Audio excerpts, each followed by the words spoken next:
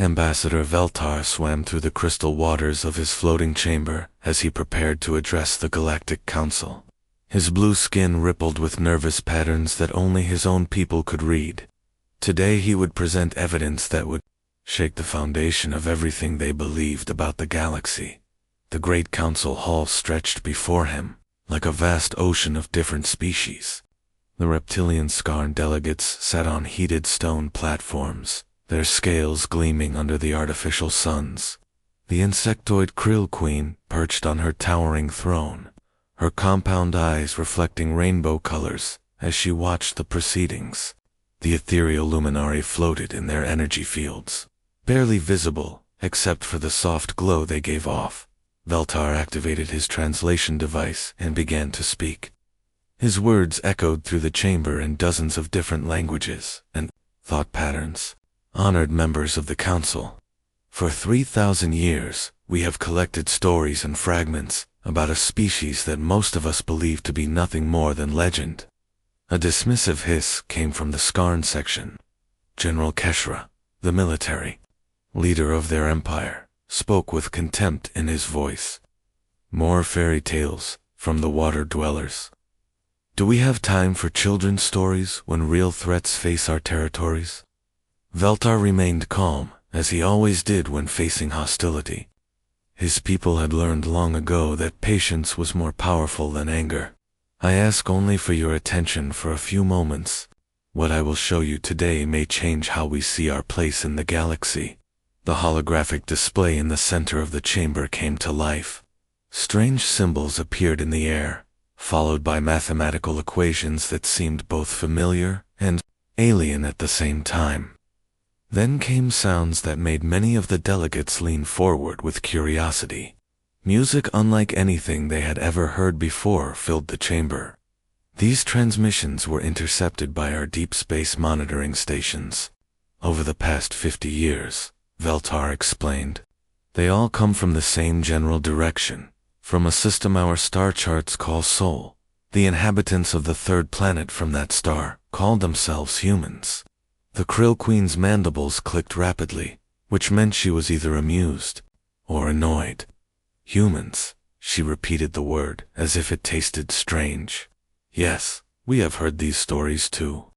Bipedal creatures with soft skin and no natural weapons. They supposedly live on a death world with poisonous atmosphere and crushing gravity. Veltar nodded and changed the holographic display.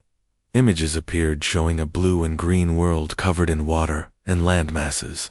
According to the legends, these humans are the only known species to survive multiple extinction events on their home planet.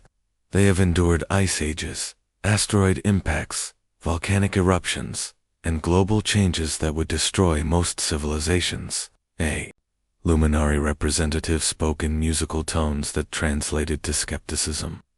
Even if such a species exists, what threat could they pose to our advanced civilizations? Our technology surpasses anything that could develop on such a primitive world. The ambassador from the Zephyrian Empire, a tall being with silver skin and large eyes, stood to address the council. My people have also collected these stories. The humans are said to be unpredictable. They create art for no practical purpose. They tell stories about things that never happened. They play games where they pretend to fight wars. Most disturbing of all, they are said to feel emotions that drive them to both great cruelty and incredible kindness. General Keshra laughed, a sound like grinding stone. Emotional creatures cannot build advanced technology. Logic and reason are required for scientific progress. These humans sound more like animals than intelligent beings. Veltar swam closer, to the center of the chamber. That is what makes them so fascinating, General.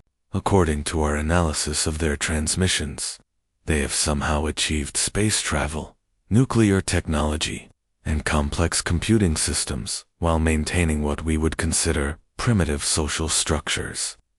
They fight wars among themselves, even as they explore the stars. The council chamber fell silent as new images appeared in the hologram. These showed structures that looked like they had been built for both beauty and function. cities that seemed to grow organically from the landscape, vehicles designed with curves and angles that served no logical purpose except to please the eye. They are artists and warriors at the same time, Veltar continued. Their music carries mathematical patterns that our best computers cannot fully decode. Their stories describe scenarios that have never happened, but somehow prepare them for situations that might occur. They create fiction about traveling to other worlds and meeting alien species, as if they have been planning for this day since they first looked up at the stars. A young Skarn officer suddenly stood up, his scales flushed with excitement. Commander, incoming transmission from Border Station 7. Priority, Alpha. General Keshra took the communication device with irritation. This better be important. Captain Rovdak. The voice that came through the speakers was tight with fear and amazement. General, you need to see this. Long-range sensors have detected massive energy signatures emerging from hyperspace near the Sol system. Whatever is out there, it's big, and it's moving fast. The council chamber erupted in shocked voices and sounds. Veltar felt his heart beating faster as he realized what this meant. General, can your station get detailed scans of these energy signatures? There was a pause before Captain Rothek responded. We're trying, sir, but the readings don't match anything in our databases. The energy patterns suggest a fleet of ships, but the designs are completely unknown. They appear to be using some kind of fusion propulsion system that should be impossible at this scale. General Keshra's voice was no longer dismissive. How many ships are we talking about, Captain? Sir, our computers are having trouble getting an accurate count. The formations keep changing, but initial estimates suggest several hundred vessels of varying sizes. Some of them are enormous, larger than our biggest dreadnoughts. The Krill Queen's clicking grew rapid and urgent. Are they approaching our territory? Unknown, Your Majesty. They seem to be maintaining position at the edge of their system, but sir, there's something else. We're detecting energy signatures that suggest these ships are not just military vessels. Some appear to be designed for colonization, others for industrial purposes. It's as if an entire civilization is preparing to relocate. Veltar looked around the chamber at the faces of beings who had dismissed the human legends just moments before. Now they all wore expressions of shock and growing concern. The myths they had treated as entertainment were suddenly very real and very present. Captain, Veltar spoke into the communication device. Are there any signs of hostile intent? No, sir, but Ambassador, these ships are armed. Our analysis suggests weapons technology that is crude compared to ours, but built on a massive scale. It's like they designed their entire fleet for maximum firepower rather than efficiency. The council chamber remained silent as the implications sank in. Somewhere out there, the species they had thought was a myth was real, and they were coming. Captain Jake Morrison stood on the bridge of the UES Defiant and watched the stars through the main view screen. After 18 months of faster-than-light travel, the human fleet had finally reached the edge of what their long-range sensors suggested was inhabited space. Behind his ship stretched a formation of vessels that represented the hopes and fears of an entire species. The fleet was unlike anything the galaxy had ever seen before. Converted colony ships the size of small cities carried millions of humans in cryogenic sleep. Military escorts bristled with weapons designed through centuries of human warfare. Massive industrial vessels contained the tools and materials needed to build entire civilizations from scratch. It was not just an exploration mission but a backup plan for humanity's survival. Captain, called out Lieutenant Lisa Hayes from the science station, I'm detecting energy signatures ahead. Multiple ships on an intercept course. Jake turned to his tactical officer, a stern woman named Commander Amy Foster. Are they hostile? Amy studied her displays with the calm focus that had made her one of Earth's best military strategists. Unknown, sir. The ships are approaching slowly, and their weapon systems appear to be powered down. It looks like they want to talk rather than fight. Dr. Ben Richards, the fleet's chief xenobiologist, looked up from his workstation with excitement, barely contained in his voice. "Captain, this is it. This is what we've been preparing for, since we first looked up at the stars and wondered if we were alone." Jake nodded, but kept his expression serious. As the commanding officer of humanity's first interstellar expedition, he carried the weight of representing his entire species. Every decision he made in the next few hours could determine whether humanity found friends or enemies among the stars. "Open a channel to Admiral Parker," Jake ordered. "All ships maintain defensive positions, but do not power weapons unless directly threatened." The face of Admiral Steve Parker appeared on the main screen. The older man had been chosen to lead the military aspects of the mission because of his reputation for staying calm under pressure. "Jake, our sensors show the approaching ships use technology that's more advanced than ours in some ways, and less advanced in others. They seem to have better energy shields and propulsion, but their computers appear to be simpler than what we use. Any guess on their intentions, Admiral?" "Hard to say, but the formation they're using suggests diplomacy rather than invasion. They're approaching with their largest ship in front and their weapons pointed away from us. In human terms, it would be like approaching with your hands visible and empty." Jake felt some of the tension leave his shoulders. Humanity had spent so much time imagining first contact scenarios that they had prepared for almost every possibility.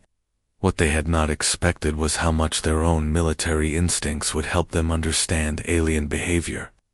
"Sir," Lisa called out, "the lead alien ship is transmitting something. It's not in any language we know, but the mathematical structure suggests they're trying to establish communication protocols." Dr. Richards moved to the communication station with the excitement of a scientist about to make the discovery of a lifetime. "Captain, I recommend we respond with our own mathematical sequence. Prime numbers, then basic physics constants. If they're intelligent enough for space travel, they'll understand what we're trying to do." The next few minutes passed in tense silence as the two fleets exchanged increasingly complex mathematical and scientific concepts. Jake watched the process with amazement as his crew worked to bridge the gap between species that had evolved on different worlds under different suns. "Contact," Dr. Richards announced suddenly. "They've switched to what appears to be a trade language. Computer translation is working, although it's rough." The main screen flickered and changed to show the interior of the alien ship. Jake found himself looking at a being that seemed to be made of living light, beautiful and ethereal, in a way that made him understand why humans had always imagined angels as glowing figures. The aliens spoke in musical tones that the computer translated into heavily accented English. "Greetings, beings from the Sol System. I am Ambassador Shiona of the Luminari people. We represent the Galactic Council and come in peace to welcome you to the community of intelligent species." Jake stepped forward, knowing that his next words would be remembered in history books for as long as humanity existed. "Ambassador Shina, I am Captain Jake Morrison of the United Earth ship Defiant. On behalf of humanity, we greet you with friendship and hope for peaceful relations between our peoples." The alien's form seemed to shimmer with what Jake hoped was pleasure. "We have heard legends of your species for many generations, Captain Morrison. Most of us believed humans were myths, stories told to entertain children. We are amazed to discover that you are real." Dr. Richards leaned forward with curiosity. "Legends? What kind of legends?" Ambassador Shiona's form flickered in what the translation system indicated was uncertainty. "Stories of a species that survived multiple extinction events on their home world. Beings who created art for no practical purpose and told stories about events that never happened. Warriors who could choose peace and peaceful creatures who could become deadly when threatened." Jake exchanged glances with his officers. "Those stories are accurate, Ambassador. Humanity has faced many challenges throughout our history, and we have learned to adapt and survive. This is what fascinates us, Captain. Our analysis of your fleet shows technology that is both primitive and advanced. Your ships are less efficient than ours, but they are built with redundant systems that would allow them to function even after severe damage. Your weapons are crude by our standards, but they are designed with a creativity that we find disturbing. Commander, Foster spoke up from her station. Disturbing. Are we threatening to you? Not threatening, Commander, but unpredictable. Your fleet formation suggests you are prepared for both diplomacy and warfare at the same time. Most species in the galaxy choose one path or the other. You seem to have chosen both. Before Jake could respond, alarms began sounding throughout the bridge. Amy Foster's voice cut through the noise with urgent authority. Captain, multiple ships dropping out of hyperspace. Configuration suggests pirates, and they're heading straight for the diplomatic meeting. The alien ambassador's form blazed brighter, with what the computer translated as alarm. The Skull Raiders. They prey on diplomatic meetings, knowing that most species will not fight when trying to establish peaceful contact. Jake looked at his tactical display and saw a dozen sleek ships moving to attack both the human fleet and the alien diplomatic vessel. Without hesitation, he turned to Commander Foster. Amy, deploy fighter squadrons and prepare for combat. Admiral Parker, execute defensive pattern Delta. Ambassador Shiana watched in amazement as the human fleet transformed from a peaceful exploration formation into a coordinated fighting force in less than 2 minutes. Captain, surely you do not intend to fight for us. We have only just met. Jake smiled with the kind of confidence that had carried humanity through countless wars and disasters. Ambassador, where we come from, attacking a diplomatic meeting is considered extremely bad manners. We tend to take that personally. The space battle that followed lasted only minutes, but it would be talked about in the galaxy for years to come. The Skull Raiders had expected to face typical galactic species, who would retreat or call for help when attacked. Instead, they found themselves facing humans who hunted them down with terrifying efficiency, disabled their ships with precise strikes, and then offered medical assistance to the wounded pirates as the last Skull Raider ship limped away from the battle. Ambassador Shiona stared at the human fleet with something approaching awe. Captain Morrison, your species has just demonstrated something we have never seen before. You fought with the skill of professional warriors, but showed mercy to your enemies. You protected strangers without being asked, and offered help to those who tried to harm you. Jake looked out at the stars and thought about the long journey that had brought humanity to this moment. Ambassador, we learned long ago that the universe is a dangerous place, but that doesn't mean we have to be cruel.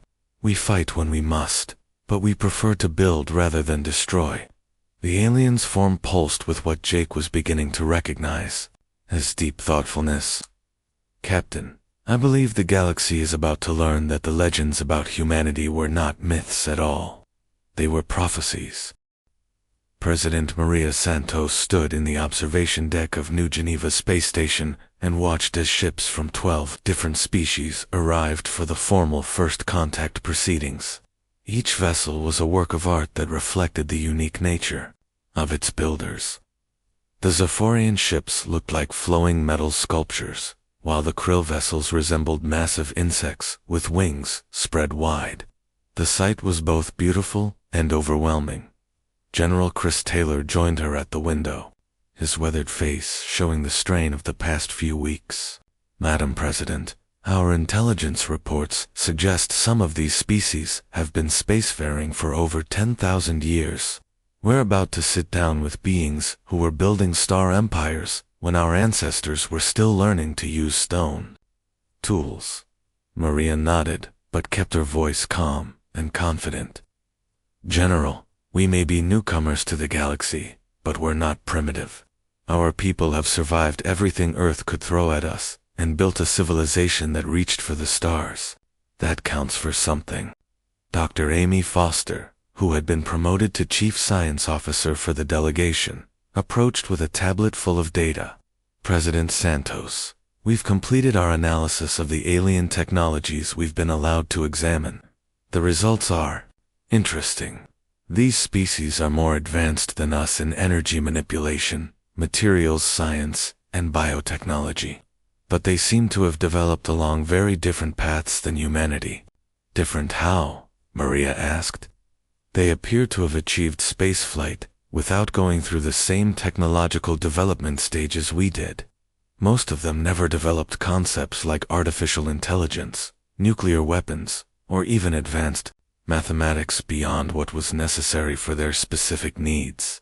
It's as if they found the minimum technology required for space travel and stopped innovating. General Taylor frowned. That doesn't make sense. Any species advanced enough for interstellar travel should have developed weapons technology as a natural progression. Dr. Foster pulled up a holographic display showing comparative technological trees. That's what makes humanity unique, General. We're apparently the only species in known galactic history to achieve spaceflight while still retaining our predatory instincts. Every other civilization either evolved past aggression before reaching the stars, or were herbivorous species from the beginning. The meeting hall was a marvel of engineering that accommodated the environmental needs of all 12 species. Atmospheric zones allowed each delegation to breathe comfortably while force fields maintained the different pressure and humidity requirements. Maria took her place at the human delegation table, flanked by General Taylor and Chief Science Officer Ben Richards. The formal proceedings began with each species presenting their credentials and history. The Luminari spoke of 10,000 years of peaceful exploration. The aquatic hydros described their mastery of biotechnology and ocean worlds. The Zephyrians presented their achievements in energy manipulation and artistic expression. When it came time for humanity to present themselves, Maria stood and activated a holographic display showing Earth's history. Honored delegates, humanity greets you from the third planet of the Sol system. Our world has experienced 5 major extinction events, numerous ice ages, and countless natural disasters. Through all of this, we have not just survived, but thrived. The display showed images of human cities, art, music, and technology. But it also showed war, conflict, and the darker sides of human history. Maria watched the alien delegates react with various expressions of confusion and concern. We are a young species by galactic standards, Maria continued. But we have compressed millions of years of typical evolution into mere thousands of years of cultural and technological development. We have learned to cooperate despite our competitive nature, to build despite our capacity for destruction, and to reach for the stars despite the pull of our home world. Ambassador Veltar of the Hydros people spoke first. President Santos, we find your species fascinating, but also concerning. Our analysis of your history shows constant warfare interrupted by brief periods of peace. How can we trust a species that fights among itself? General Taylor stood to answer. Ambassador, it is precisely because we understand conflict that we value peace. Every human knows the cost of war because our ancestors lived through it. We fight fiercely when we must, but we prefer to build rather than destroy because we know how much easier it is to tear down than to create. The Krill Queen's mandibles clicked rapidly. Your species has developed something we find unprecedented. You create stories about events that never happened. You call this fiction. What purpose does this serve? Dr. Richards smiled as he activated another display. Your Majesty, fiction serves many purposes for humanity. It allows us to explore possibilities before they become realities. Our scientists and engineers often get inspiration from stories that imagine new technologies or new ways of solving problems. Our military leaders study fictional scenarios to prepare for situations that might never occur but could be catastrophic if they did. The display showed examples of human science fiction from centuries past. Stories about space travel written before humanity had even reached orbit. Tales of alien contact written before they knew aliens existed. Military scenarios that had helped human commanders prepare for the unexpected. "This is why you are unpredictable," said the ethereal Lumina ambassador. "You prepare for situations that logic says cannot happen, so when impossible things occur, you are ready for them." To demonstrate human adaptability, Dr. Foster volunteered to spend time in each species' environmental zone. The delegates watched in amazement as she survived in the crushing pressure preferred by the high radiation environment that the crystalline Victor required, and the near-vacuum conditions that the energy beings called home. Each time, she not only survived, but found ways to be productive and comfortable. Engineer Tony Martinez was given a broken Zephyrian gravity generator to repair. Instead of using the sophisticated diagnostic equipment the Zephyrians provided, he took the device apart with basic tools and fixed it by intuition and experience.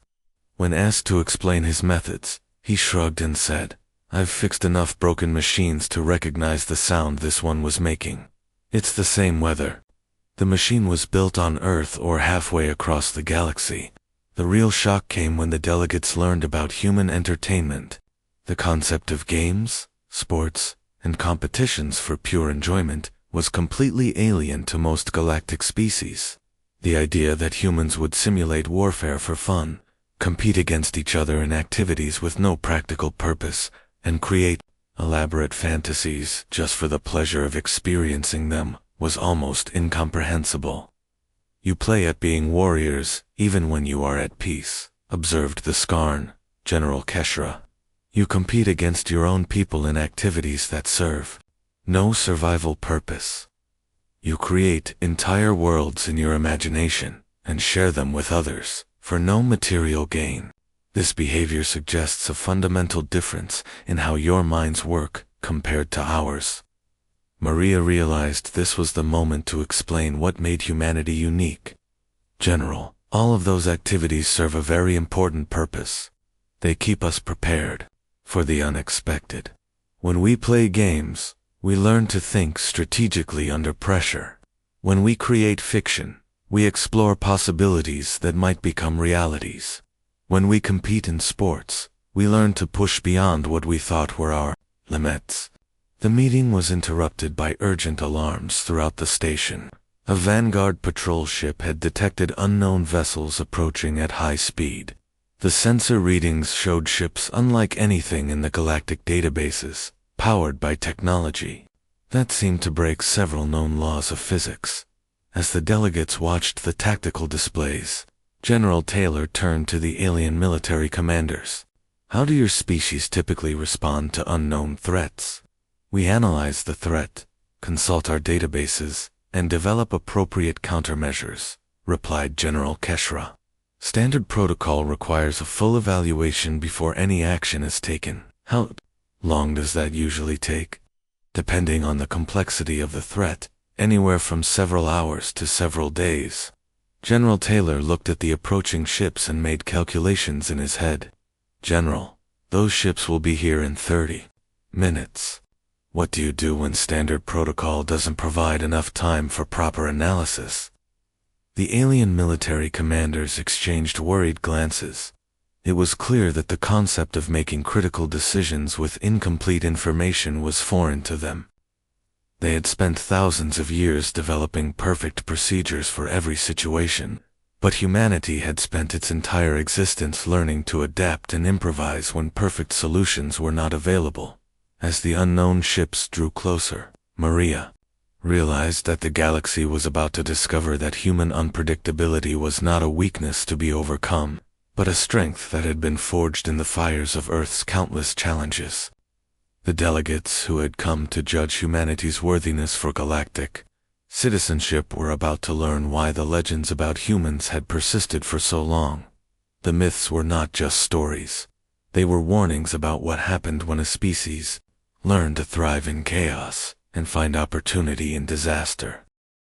The first sign of the ancient enemy came from the Outer Rim territories. Scout ships reported that entire star systems were going dark, not destroyed, but simply vanishing from all sensors, as if they had never existed. The Galactic Council's initial response was typical of their methodical nature. They formed committees, gathered data, and debated the proper protocols for investigating the phenomenon. Captain Lisa Morgan stood on the bridge of the UES horizon as the emergency session of the Galactic Council played on her main screen.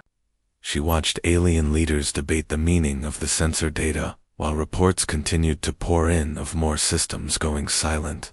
The pattern was clear to anyone who had studied military strategy, but the galactic species seemed paralyzed by the scope of the threat.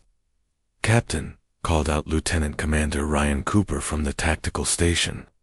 "Admiral Parker is requesting all human vessels to form defensive positions around key galactic worlds.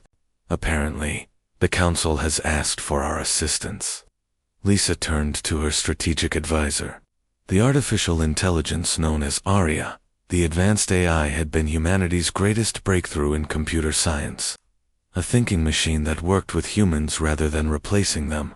To the galactic species, the idea of creating intelligent machines was both fascinating and terrifying. "Aria, what do you make of the attack patterns?" The AI's holographic avatar appeared as a shimmering human figure. "Captain, the disappearing star systems follow a specific pattern that suggests intelligence behind the attacks. The enemy is targeting resource-rich systems and major population centers while avoiding heavily defended military installations.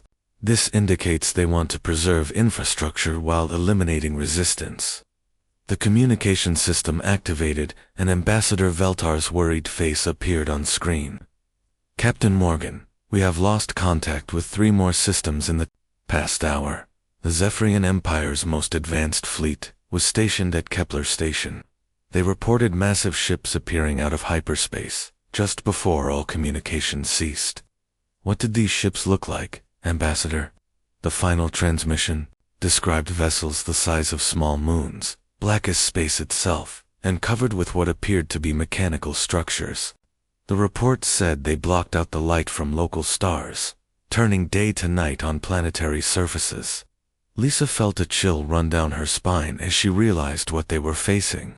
Throughout human history, there had been stories about creatures and forces that brought darkness to the world.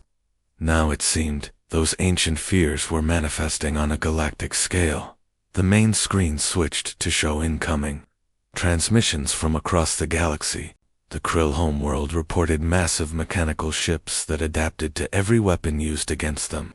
The Luminari energy beings found their most advanced technology useless against enemies that seemed to absorb and redirect their attacks. The Skarn Empire's numerical superiority meant nothing against foes that reproduced themselves faster than they could be destroyed. "Captain," Aria said, with what sounded like concern in her artificial voice, "I am receiving data from our monitoring stations throughout the galaxy. The enemy appears to be a machine intelligence of some kind. They call themselves the Devourers, and they consume entire star systems to fuel their reproduction and expansion." Ryan Cooper looked up from his console with grim determination.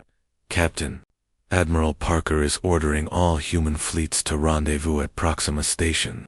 Apparently, we're the only military force in the galaxy that's had any success against these Lisa was confused by this report. "Success? We haven't even engaged them yet." "No, ma'am, but our defensive strategies are apparently the only ones that have slowed their advance. The aliens have been trying to fight the Devourers using traditional tactics and advanced technology. We've been placing our forces using human military doctrine, which assumes the enemy will adapt to whatever we throw at them." The journey to Proxima Station took 6 hours, during which time 4 more star systems went dark.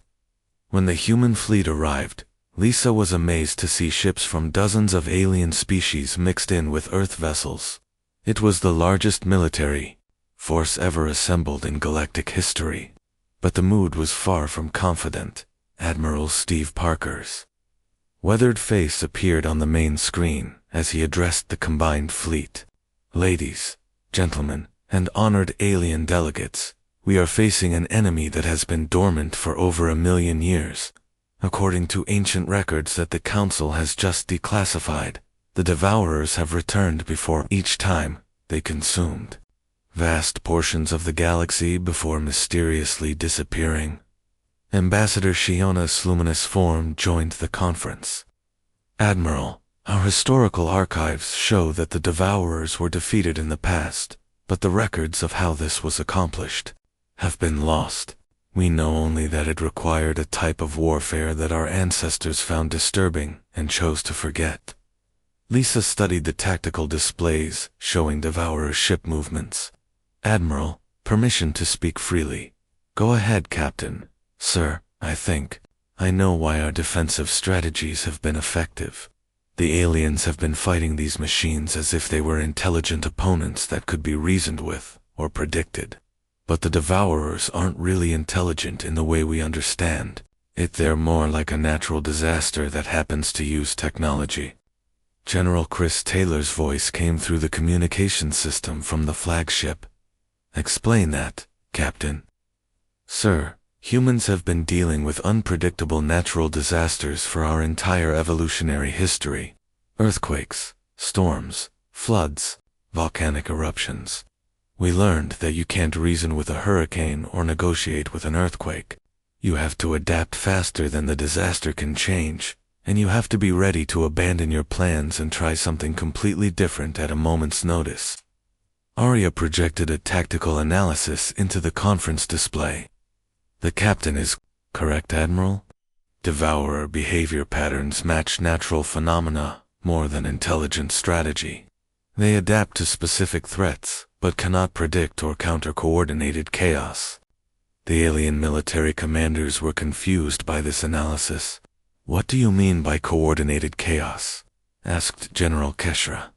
Sergeant Kate Wilson, a veteran of the European Liberation Campaign, spoke up from her position at the weapons console. General, it's like fighting other humans.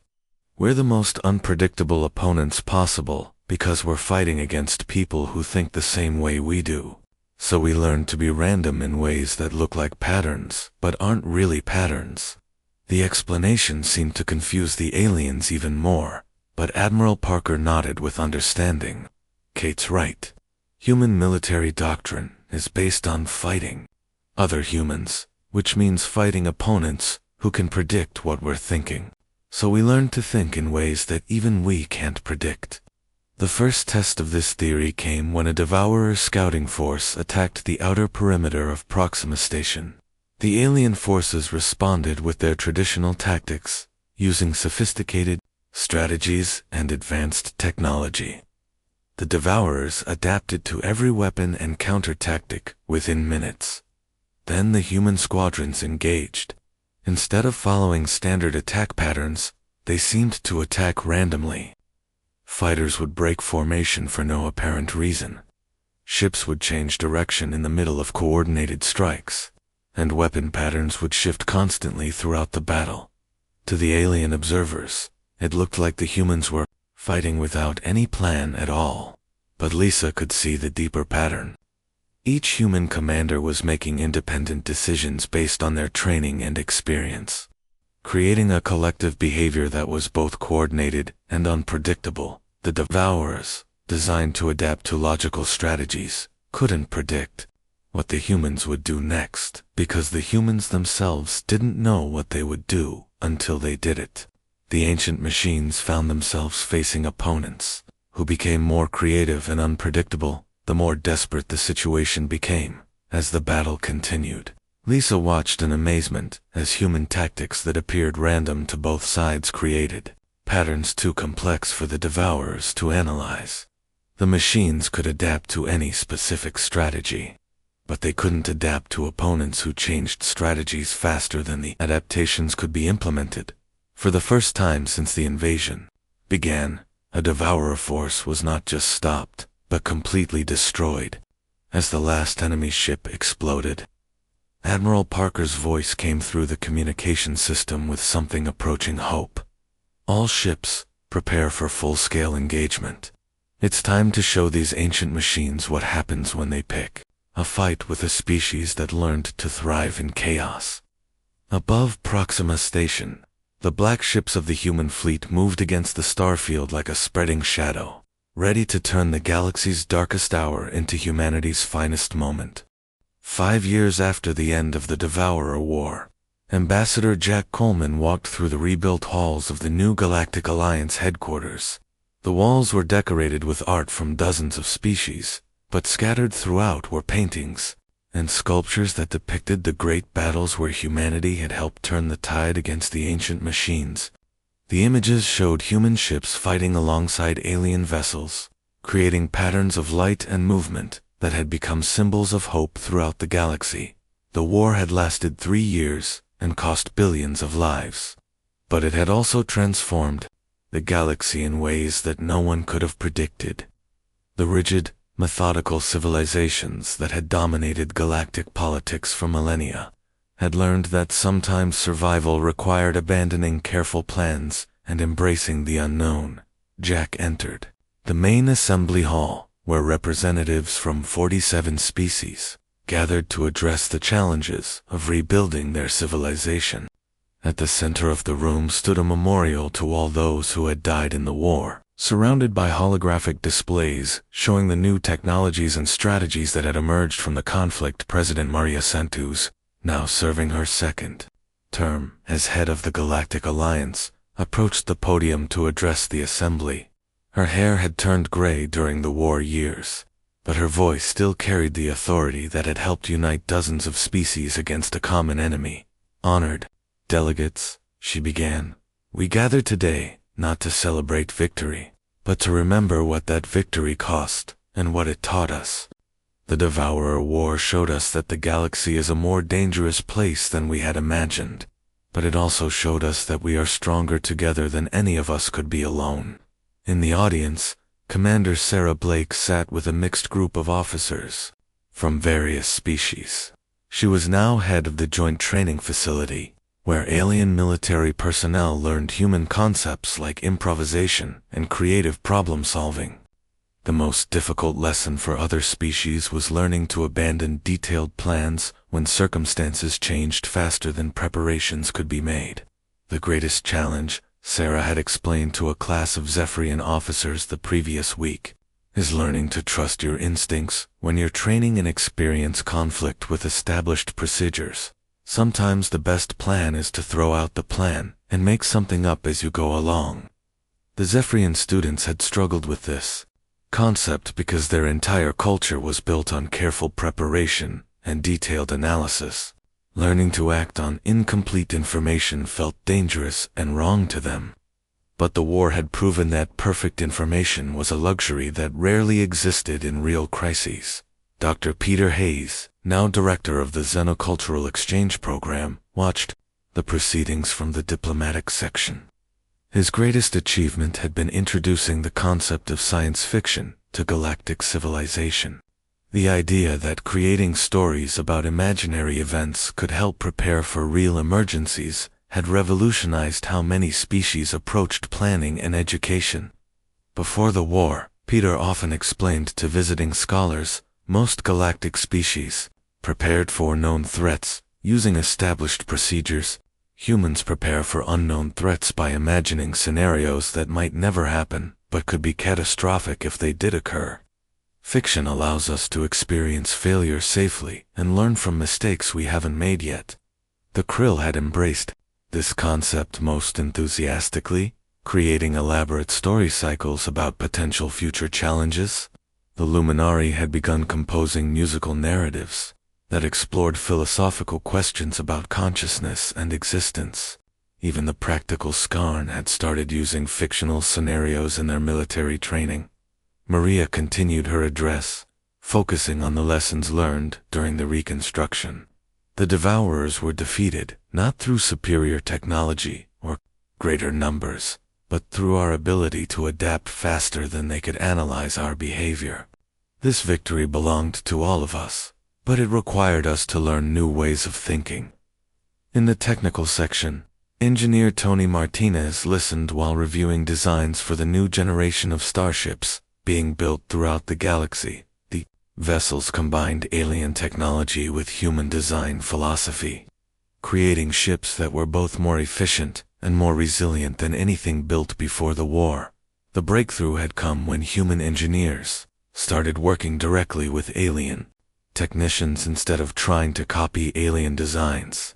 The humans brought creativity and intuitive problem solving, while the aliens provided advanced materials and energy systems.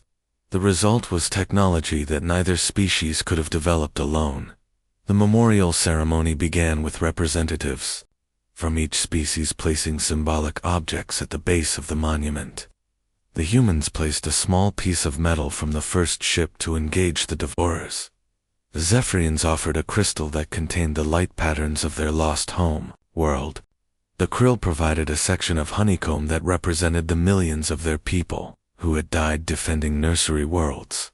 As each species made their contribution, Jack reflected on how much the galaxy had changed.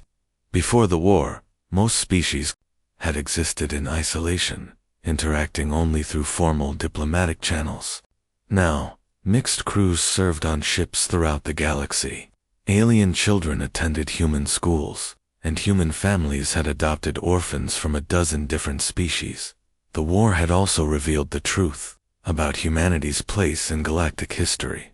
Ancient archives discovered in Devourer ruins showed that humans had not evolved naturally on Earth.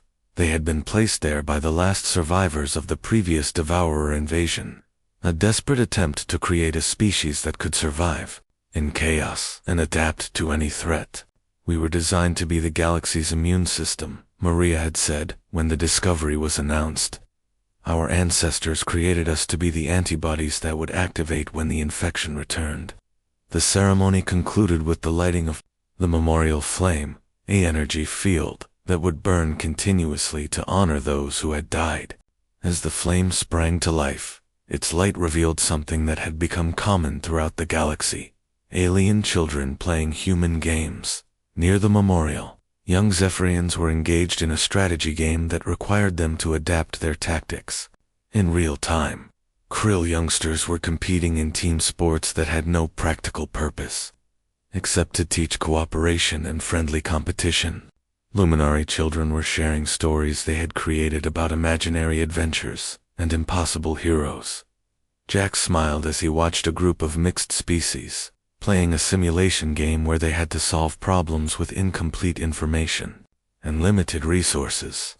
The game had been designed by human educators, but it had become popular throughout the galaxy because it taught skills that no traditional education system had ever addressed. That's the assembly ended, and delegates began to leave for their home worlds. Jack remained behind to watch the children play. Their laughter echoed through the memorial hall, a sound that would have been impossible before the war, when most species considered recreational activities to be waste of time and resources. Ambassador Veltar approached, his blue skin showing patterns of contentment and hope. "Ambassador Coleman, I wanted to thank you again for what your species has given us. Not just victory in the war, but new ways of seeing the universe." Jack nodded thoughtfully. "Ambassador, I think what we've really given each other is perspective. Humans learned that we're not alone in the universe, and the galaxy learned that order and chaos can work together instead of fighting each other." "Yes," Veltar agreed, "and perhaps most importantly, we have all learned that the best way to prepare for an uncertain future is to embrace uncertainty itself." As the two ambassadors walked toward the exit, they passed under a holographic display showing the current state of the galaxy. New colonies were being established on worlds that had been abandoned during the war. Trade routes that had been severed were being rebuilt with better security. Research stations were developing technologies that combined the knowledge of dozens of species. The display also showed something that would have been unthinkable before the war: human settlements on alien worlds and alien colonies in human space.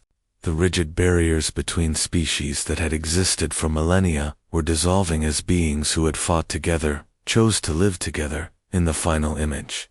The display showed children from many species attending schools where they learned not just traditional subjects, but also human concepts like creativity, improvisation, and the power of stories to shape reality. These children would grow up in a galaxy where unpredictability was seen as strength rather than weakness, where adaptation was valued more than perfection, and where the best response to darkness was not to hide but to become the light. The legends that had once spoken of humans as myths had been replaced by new stories.